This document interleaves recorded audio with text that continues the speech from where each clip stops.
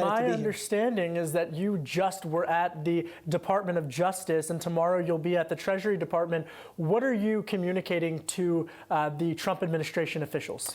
We're, first of all, today we set up a first step to executing a federally supported plebiscite in Puerto Rico so that we can decide between statehood and independence choices in Puerto Rico. But in a broader sense, we're here to What did you do? You submitted that paperwork where? In the Attorney General's office. We passed a bill that's now an act, and that one of the requirements was to submit some of that documentation over here. But we also want to let the administration know what bold steps we're taking in Puerto Rico.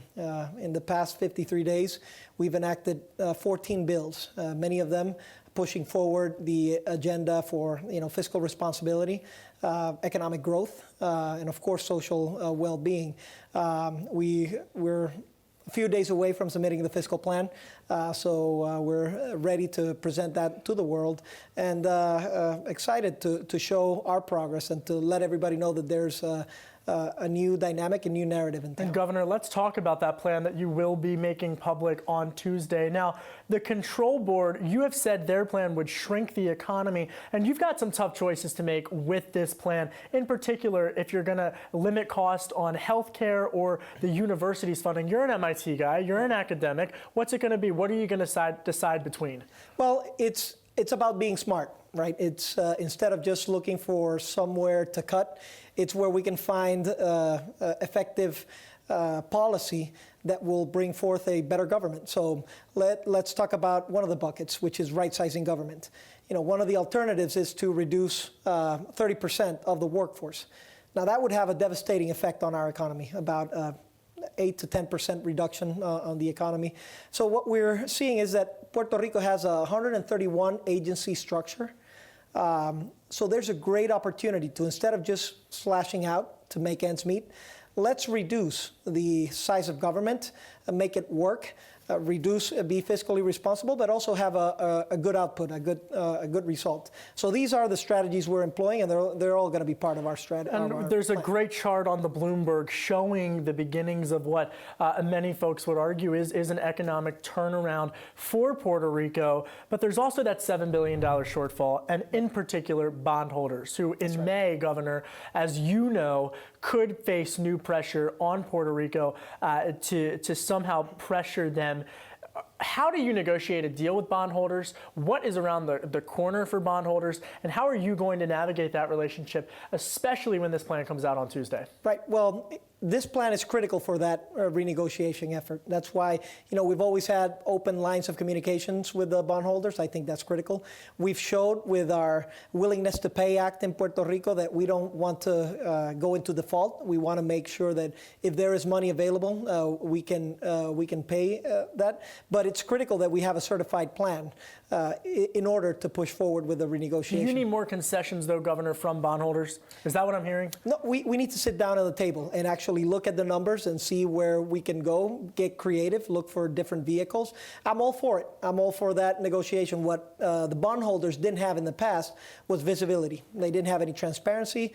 They didn't have a willingness to pay. It was default, and that was it. So what I want to do is sit down with the reality that we have in Puerto Rico and see if we can design a path forward that's, a good alternative for all stakeholders. Governor, in the last administration, there was a Democrat in the White House, former President Obama, and we also heard from some Senate Democrats in the last administration, in the last Congress here in the United States, about a potential for a bailout, that U.S. taxpayers would have to bail out Puerto Rico. That's unpopular. It's a politically divisive issue here in the United States. Can you guarantee to U.S. taxpayers that there will not be a bailout utilizing their funds under your administration? Well, here's what we're doing. I wrote a piece in 2015 where I stated that I did not want a bailout. I don't want a bailout for Puerto Rico. But what we do need is to establish collaboration. We're doing all the things we need to do in Puerto Rico. We've passed labor reform in the first couple of weeks of our government. We've made government a single employer so that we can actually make some of these changes. We're passing permit reform in Puerto Rico. We're externalizing tourism, promotion of tourism in Puerto Rico and the promotion of investment in Puerto Rico.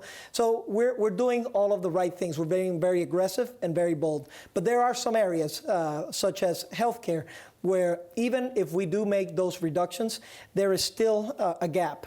And what we're stating is different from the previous narrative, which is, please just give me a bailout. What we're saying is, we'll show you all that we're doing, but there are some areas where we'll need to collaborate. You're going to need to rely on that. But again, it's not just you don't want a bailout. Can you guarantee there's not going to be a bailout? I don't think there is ambience in the Congress anyways to give a bailout.